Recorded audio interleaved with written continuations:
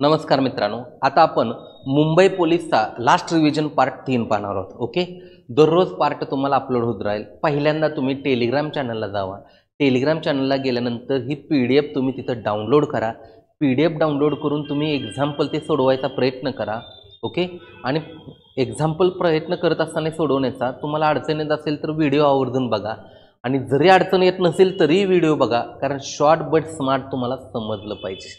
Telegram चॅनलची link तुम्हाला description बॉक्समध्ये दिलेली आहे, तिथून तुम्ही जाऊन जॉईन करा टेलिग्राम. ओके, आता वन बाय वन आपण एक्झाम्पल यातले घेऊ. दररोज म्हटलं तरी आपण लास्ट रिव्हिजनमध्ये दररोज 10 एक्झाम्पल तुमच्यासाठी घेणार आहोत. ओके, काही मुलांनी गेल्या वेळी कॉल करून मला विचारले की सर तुमची ऑनलाईन बॅच आहे का? तर ऑनलाईन आपली लाईव्ह प्लस रेकॉर्डेड बॅच सुरू झालेली आहे. रोज दुपारी 2 ते 4 आपलं लेक्चर असतं.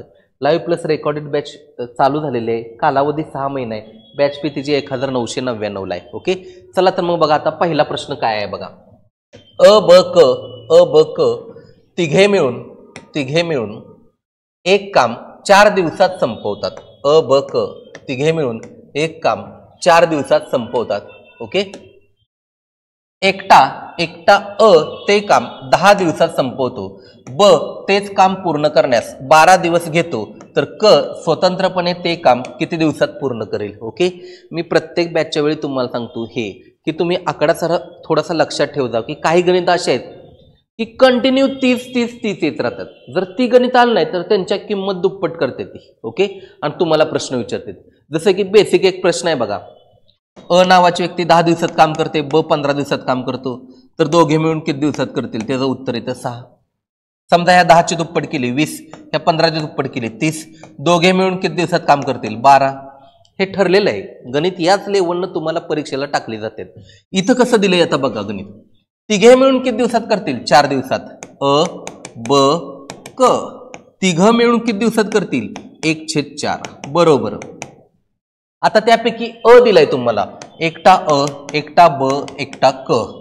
अ ब क च्या ऐवजी मी तुम्हाला ABC मानलं. ओके, आता अ किती दिवसात करतो? 10, म्हणून 1/10 लिहिलं. ब किती दिवसात करतो? इथं 1/12, म्हणून 12 दिलं. आणि क किती दिवसात करतो असा तुम्हाला प्रश्न विचारलाय. ठीक आहे, मग काय नाही, या दोन व्यवहार्य पूर्णांकाची बेरीज केली आणि इकडे आल्यानंतर काय करणार तुम्ही? वजाबाकी करणार, किंवा सरळ अजून शॉर्टकट तुम्हाला सांगतो बघा.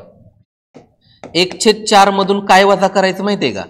ह्या दोन व्यवहार्य पूर्णांकाची बेरीज वजाबाकी करायची. काय करायची? बेरीज वजाबाकी करायची. मग पुढे राहिलेलं काम Cचं काम असतं. मग कसं आता बघा स्पीडमध्ये कसं सोडवायचं. ह्या तिघांचा लसावी काढला. 4, 10, 12 या तिघांचा लसावी किती येतोय? 60 येतोय. किती येतोय? 60. 60 उत्तर आणण्यासाठी 4 ला कितीने गुणणार? 15 ने गुणणार.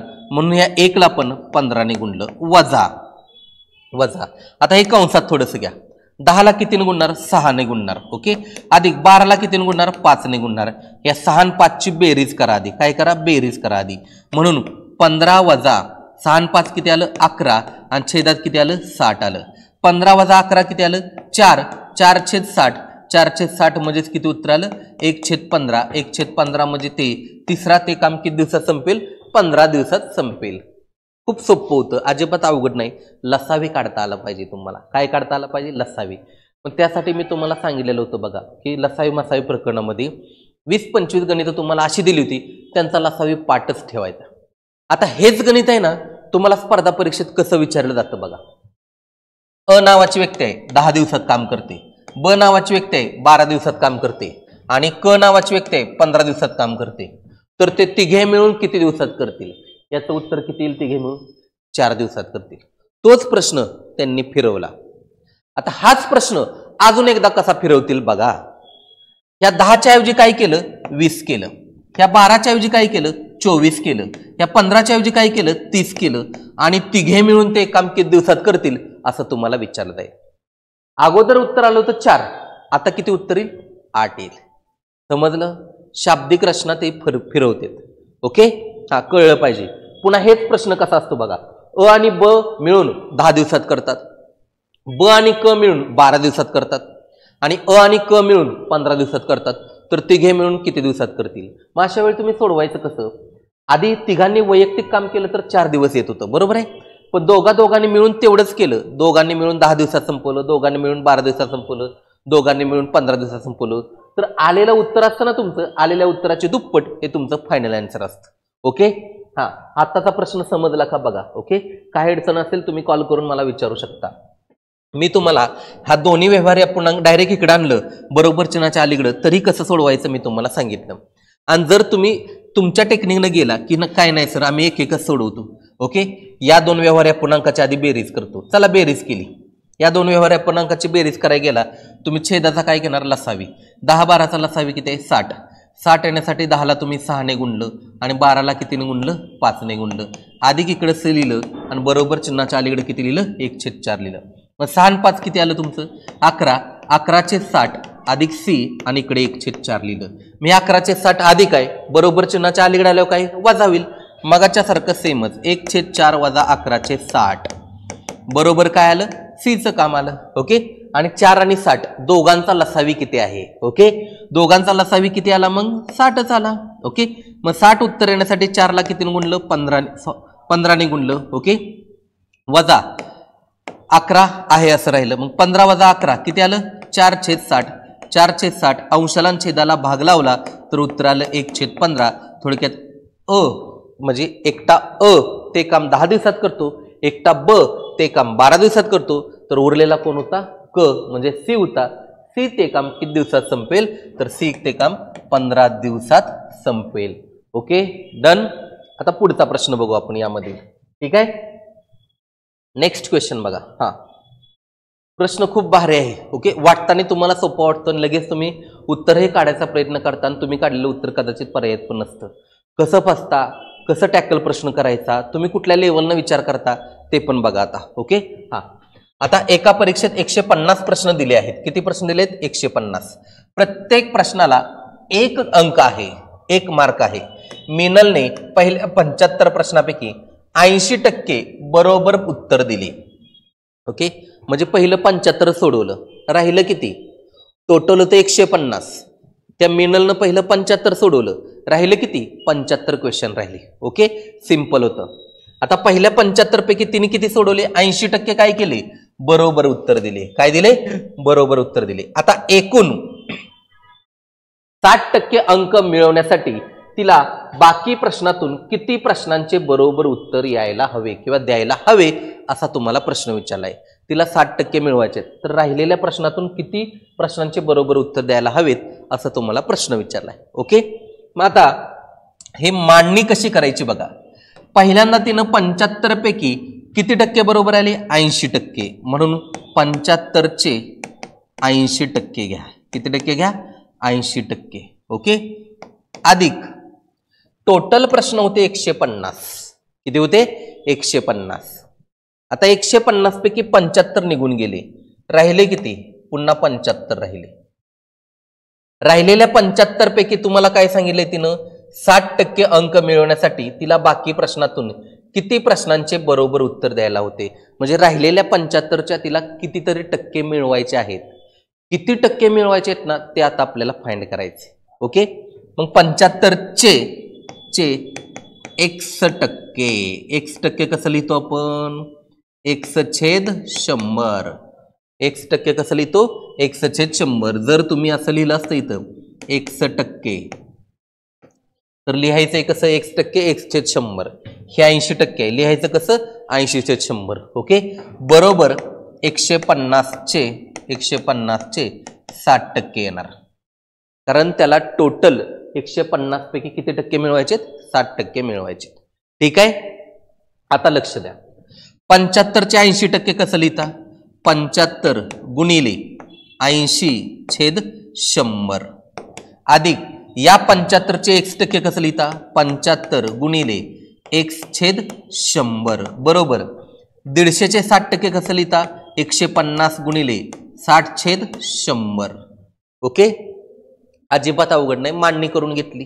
मग इथं तुम्ही काटछाट केली, शून्याला 0 कट केला. ओके, हा 5 दुनी 10 इकडं 5ने भाग लावला, 5 1 5 राहिलं 2, 5 5 25 बे 1 बे बे चौक 8 15 चौक 60 उत्तर आलं. इथं किती उत्तर आलं 60 आलं. अधिक 25 चौक 100 25 त्रिक 75. मग इथं काय राहिलं बघा 3 गुणिले x 3x राहिलं. छेदात फक्त छेदात 4 राहिलं. ओके, इथपर्यंत समजलं. 25 भाग लावला, इथेही 25 भाग लावला असताना तरी चाललं असतं. बरोबर. 25 चौक 100, 25 150, 150 आला. 4 ने भाग लावला, 4 एके 4. आत्ताच आपण बघितले 60 ला 4 ने भाग लावल्यावर 15 उत्तर येतं. याच्या अगोदरच्याच उदाहरणात बघितले. ओके, 60 ला जर 4 ने भाग लावला तर किती उत्तर येते? 15 येते.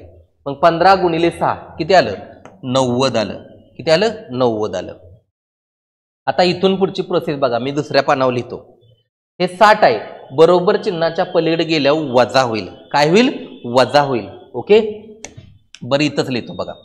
60 आहे, बरोबर चिन्हाच्या पलीकडे गेल्यावर काय होईल? वजा होईल. 90 मधून तुम्ही 60 वजा केलं. 90 मधून तुम्ही 60 वजा केलं, किती राहिलं? 30 राहिलं. किती राहिलं? 30 राहिलं. आणि अलीकडे फक्त काय राहिलं? 3x छेद किती राहिलं? 4.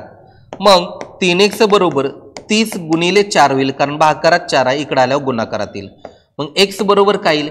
30 गुणिले 4 छेदात 3 येईल, कारण 3 आणि x च्या मध्ये कुठलं चिन्ह असतं? गुणाकाराचं चिन्ह असतं. ओके, मग 3 एके 3, 3 10 30, 10 गुणिले 4, x चे किती आले मला सांगा? 40% आले. म्हणजे त्याला थोडक्यात उरलेल्या प्रश्नातून किती टक्के प्रश्न बरोबर घ्यावे लागतील? 40% प्रश्न बरोबर घ्यावे लागतील. ओके, आता तुम्हाला वाटतं काय? तुम्हाला सांगतो. तुम्ही काय करता? 150चे 60% काढता, आलं 90. काय आलं? 90 आलं. ओके, 75च्या 80% काढता, आलं 60. किती आलं? 60 आलं. मग तुम्हाला असं वाटतं आता कमी किती आहेत बघा. कमी किती आहेत? 90 आणि 60. कमी किती आहेत? 30 गुण. ठीक आहे, ऍक्सेप्ट आहे. त्याला 30 मार्क मिळाली पाहिजेत. ओके, पण मार्काच्या स्वरूपात तुम्हाला नाही विचारलं, टक्केच्या स्वरूपात दिलं. बाकी प्रश्नातून किती प्रश्नांचे बरोबर उत्तर द्यायला हवेत हे टक्केच्या स्वरूपात त्यांनी विचारलंय, म्हणून 40% बरोबर आहे. 30 पाहिजेत, पण 75च्या 30 हे किती टक्के येते ते तुम्हाला समजलं पाहिजे. ओके, मी एकाच भाषेत तुम्हाला मांडणी करून सांगितली. व्हिडिओ पॉज करून तुम्ही नोट करून घेतलं तरी चालेल. ठीक आहे, पुढचा प्रश्न बघूया आता आपण. एका वस्तूची किंमत तिच्या 200 रुपये खरेदी किमतीपेक्षा किती जास्त टाकावी जेणेकरून तिला 4% सूट दिल्यावरही विक्रेत्याला 20% नफा होईल. म्हणजे कुठल्याही दुकानदाराची गोष्ट घ्या. दुकानदार शर्ट खरेदी करतो, नवीन त्यानं शर्ट आणला. ओके, आणि दुकानात विकायला ठेवला. जर त्यानं 200 रुपयाला शर्ट विकत घेतला असेल दुकानदारानं, विकायला काय 150 रुपयाला बसणार नाही. त्याला नफा कमवायचा आहे. पण नफा कमवत असताना तो कस्टमरला पण नाराज करत नाही. तो काय म्हणतो? त्याला डिस्काउंट द्या.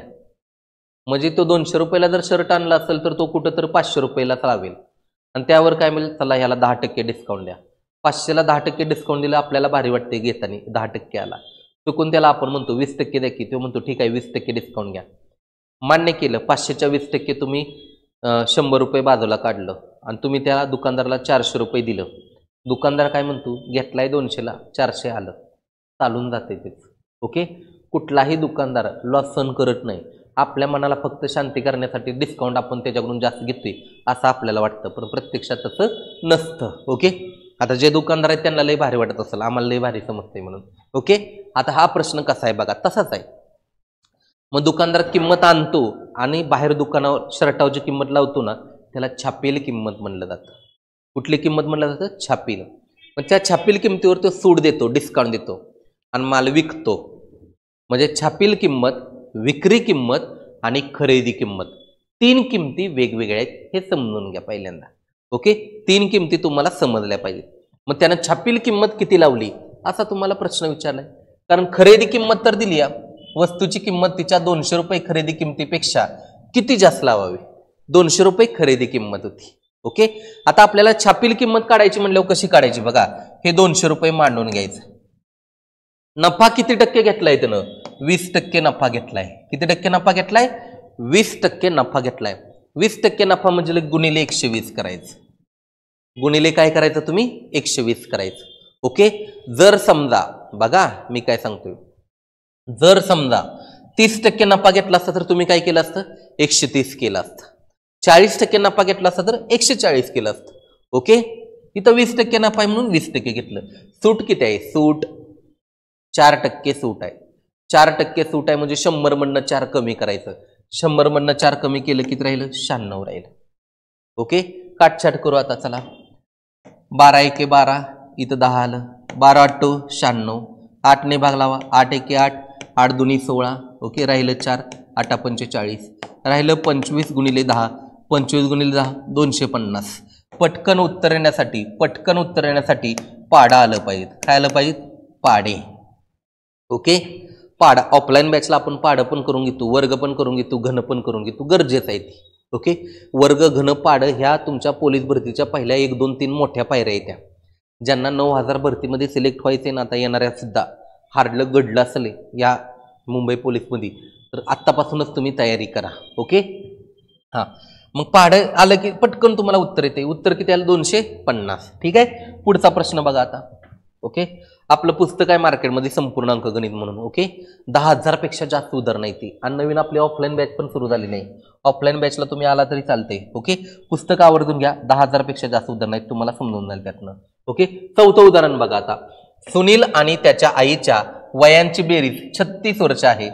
4 वर्षानंतर त्यांच्या वयांचे गुणोत्तर एकाच 3 होईल, तर सुनीलचे आजचे वय किती, असा तुम्हाला प्रश्न विचारलाय.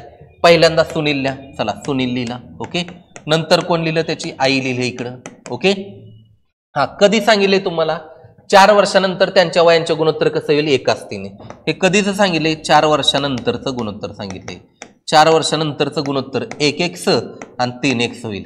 हे 4 वर्षानंतर होईल, पण आज किती असणार बघा. आज सुनीलचं असेल 1x - 4, म्हणजे थोडक्यात x - 4, आणि आईचं किती असेल? 3x - 4. हे आजचं असेल. आज सुनीलचं वय असेल x - 4, आईचं किती असेल? 3x - 4. ओके, 4 वर्षानंतर सुनीलचं वय किती असेल? Okay, x. तुम्हाला काय सांगितले? 4 वर्षानंतर त्यांच्या वयाचं गुणोत्तर x असेल. x 3x. ओके, x ला सहगुणक नसला तर काय म्हणतो आपण? 1x म्हणतो. ठीक आहे, आता तुम्हाला वाक्य काय सांगितले बघा. सुनील आणि त्याच्या आईच्या वयांची बेरीज 36 वर्ष आहे. म्हणजे आजच्या वयांची बेरीज 36 वर्ष आहे. मग आज त्यांची वय किती आहे? ती x - 4, 3x - 4.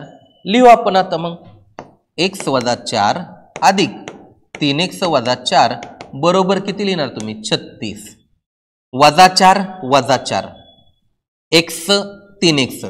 x मध्ये 3x मिळवल्यावर 4x येते, -4 -4 मिळवल्यावर -8 येते, बरोबर 36 आलं. हे -8 आहे, बरोबर चिन्हाच्या पलीकडे गेल्यास काय होईल? अधिक होईल.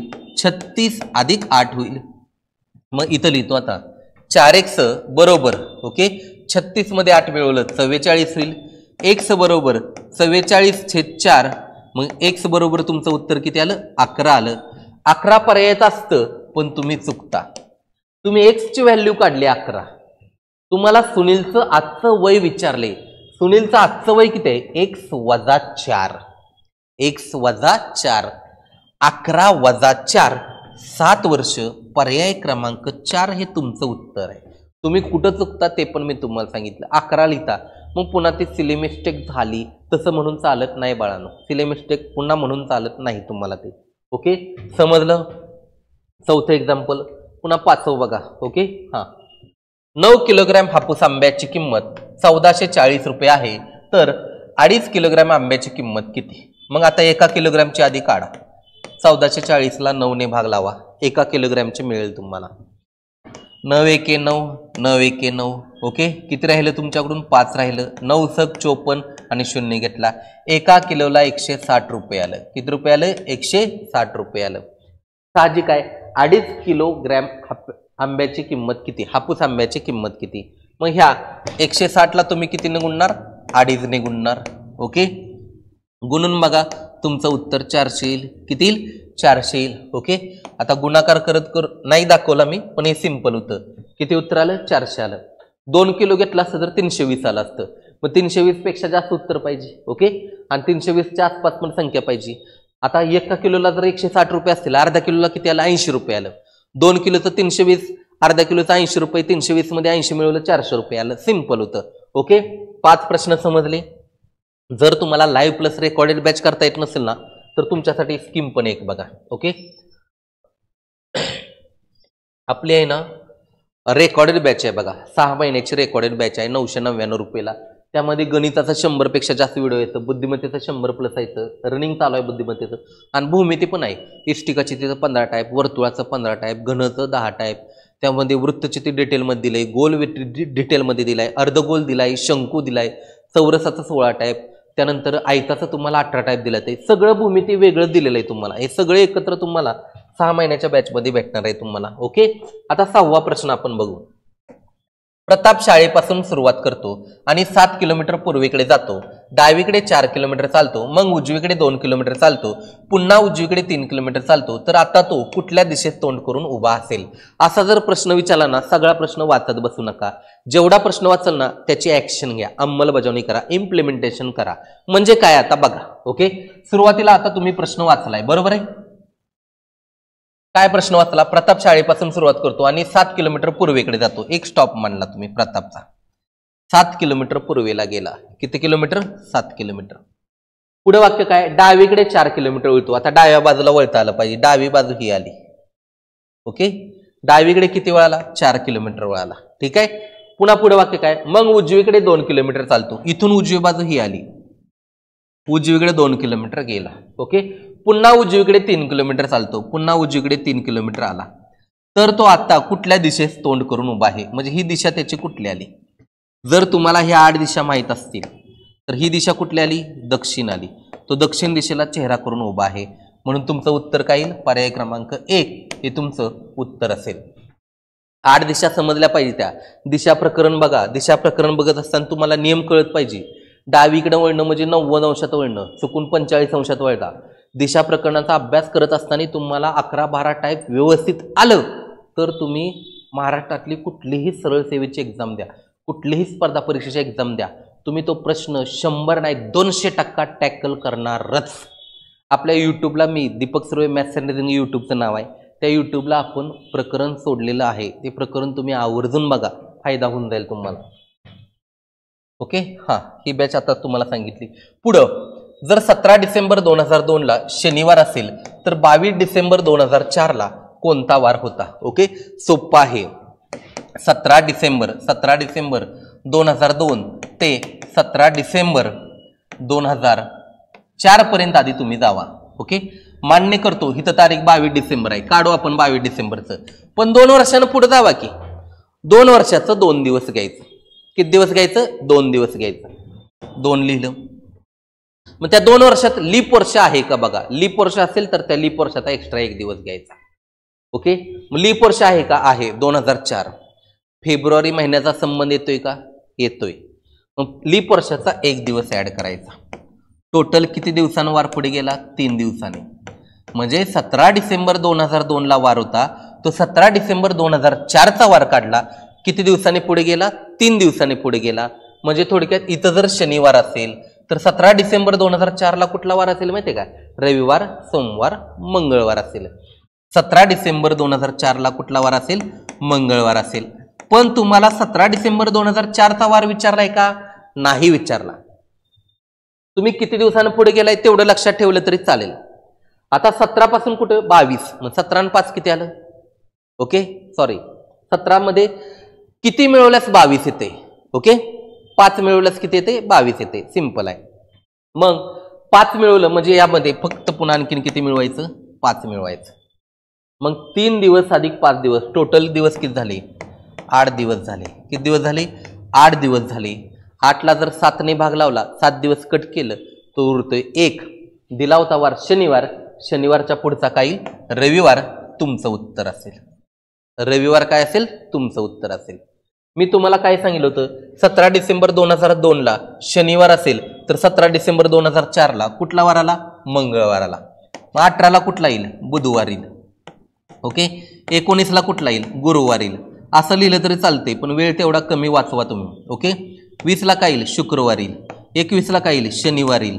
आता मला 22ला काय येईल? मग मला सांगा. रविवार येईल. ओके, सिंपल होतं. तुम्हाला दोन्ही टेक्निक पण मी तुम्हाला सांगितलं. ओके, हे 2 आणि 3 वर्षात दिलं होतं. 10वा आणि 12वा वाढदिवस केल्यावर शॉर्ट बट स्मार्ट ते पण तुम्हाला सोडवता आलं पाहिजे. ओके, आपल्या ॲपवर दोन्ही पार्ट आहेत. आपल्या ॲपचं नाव आहे Deepak Surve maths and reasoning. त्या ॲपवर जाऊन पार्ट बघा तुम्ही, ते तुमचा फायदा होऊन जाईल. पुढचा प्रश्न बघा. एखादा जर एखाद्या विशिष्ट कोडमध्ये 20ला 86 39 85 असे आणि 11ला 32 30 39 असे लिहिलेले असेल तर त्या कोडमध्ये 12 ला कसे लिहिले जाईल. आता बरीच जण मुलं इथे एबीसीडी काढत बसते ते तसं नाही, प्रश्नातच त्यांनी मांडणी दिलेली असते. ओके, मग हे कोडिंग डिकोडिंग किती वेगवेगळ्या पद्धतीचं आहे ते तुम्हाला आधी जमलं पाहिजे. कुठल्या पद्धतीनं प्रश्न आल्यावर कसा टॅकल करायचा ते तुम्हाला समजलं पाहिजे. इथं 20ला इथंच कोड दिलेला आहे, 11ला इथंच कोड दिलेला आहे आणि तुम्हाला काय विचारले 12ला कोड काय असेल. आता TWE पहिल्यांदा आहे म्हणजे याचा कोड पहिल्यांदा काय येईल रे 863. काय येईल 863.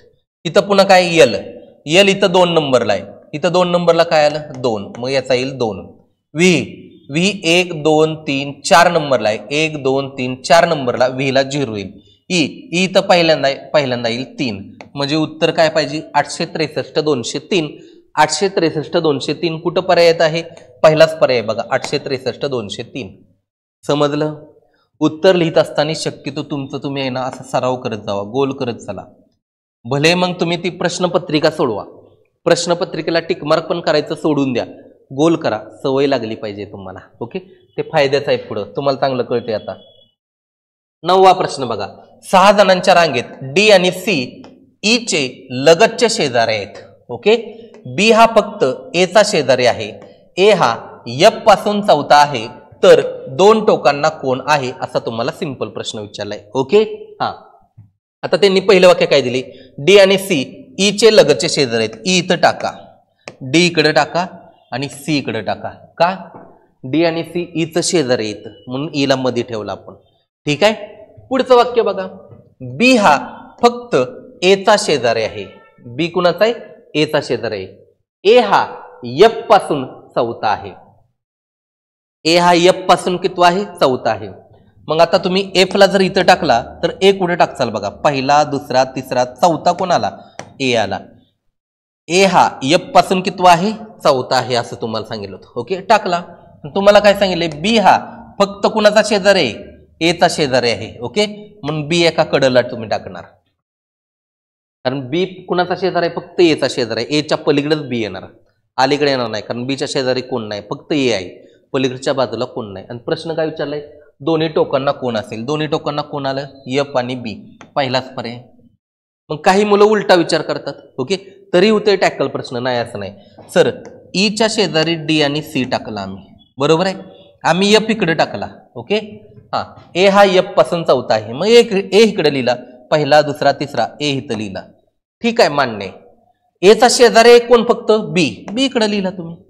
मग दोन्ही टोकाला कोण आलं, बी आणि एफ. आता एफ आणि बी पर्याय नाही, सर बी आणि एफच पर्याय पाहिजे, नाही तसं काय, एकमेकाला चालू शकतो. समजलं तुम्हाला. ओके, प्रश्न टॅकल झाला, भरपूर झाला. पुढचा प्रश्न आता बघा, यातला शेवटचा. दिलेल्या संख्या मालिकेतील प्रश्नचिन्हाच्या जागी कोणती संख्या येईल. ओके, याचा विचार करत असताना वर्गमूळ. ओके, 3 टेक्निक बघा, घनमूळ. ओके, आणि मूळ संख्या. कुठली संख्या, मूळ संख्या. ओके, मूळ संख्या याचा विचार करायचा. वर्गमूळ, घनमूळ, मूळ संख्या प्रायोरिटीने विचार करायचा. त्यानंतर फरक विचार करायचा. काय करायचा, फरक. आणि शेवटचा फरकातील फरक. हो, फरकातील फरक. आता हे प्रकरण घेताना तुम्हाला सांगतो, 10-12 एक्झाम्पल घेताना पडेल व्हिडिओ 1-2 दिवसामध्ये. ह्या 5 टेक्निकने विचार केला ना, लगेच प्रश्न टॅकल होतो. सुरुवात कशापासून करायची, वर्गमूळ, घनमूळ. ओके, 2 10 30 68 ह्या वर्गच्या जवळच्या नाही, त्या घनाच्या जवळच्या आहेत. ओके, मग इथं कसं लिहिलंय, 1 चा घन अधिक 1. 10 कसं आलं, 2 चा घन अधिक 2. 30 कसं आलं, 3 चा घन अधिक 3. म्हणजे ज्या संख्येचा घन केलाय तीच संख्या मिळवली. 68 कसं आलं, 4 चा घन अधिक 4. मग इथं उत्तर काय, 5 चा घन. मग तुम्ही लगी म्हणता 125 ला टिकमार्क करून जाता, सिली मिस्टेक पुन्हा म्हणू नका. तसली सिली मिस्टेक पुन्हा म्हणून उपयोगाचं नाही. 5 चा घन अधिक 5 केलं पाहिजे. मग 5 चा घन अधिक 5 किती आलं, 125 आलं. ओके, किंवा तुम्हाला असं वाटतं कधी कधी की घन अधिक 1 केले ना, चला प्रत्येकाला तसंच असेल, शेवटी घन अधिक 1 करा. 5 चा घन 125 अधिक 1 126 पण असतं बरं का पर्याय, चुकून फसवण्यासाठी देतील ते. मग 126 सुद्धा उत्तर येत नाही, हे समजून घ्या. मग हे तुम्हाला समजेल कधी? याच्यावरचे 100, 200 प्रश्न, 300 प्रश्न तुम्ही सोडचाल ना, त्यावेळी तुम्हाला समजेल. मग उत्तर तुमचं काय येते मला तुम्ही सांगा बघा. 5चा घन अधिक 5 याचं उत्तर काय येते तुमचं? 130 येते. काय येते? 130 येते. ओके, समजलं तुम्हाला? ओके, कुठं काय अडचण येत असेल ना तर तुम्ही मला नक्की फीडबॅक करून सांगा. ओके, आपली एका वर्षाची पण बॅच आहे 2399 रुपयाला. आणि व्हिडिओ कसा वाटला, काय वाटला, तुम्हाला क्युरी वाटली कुठं, फीडबॅकमध्ये तुम्ही सांगा. ठीक आहे. थँक्यू.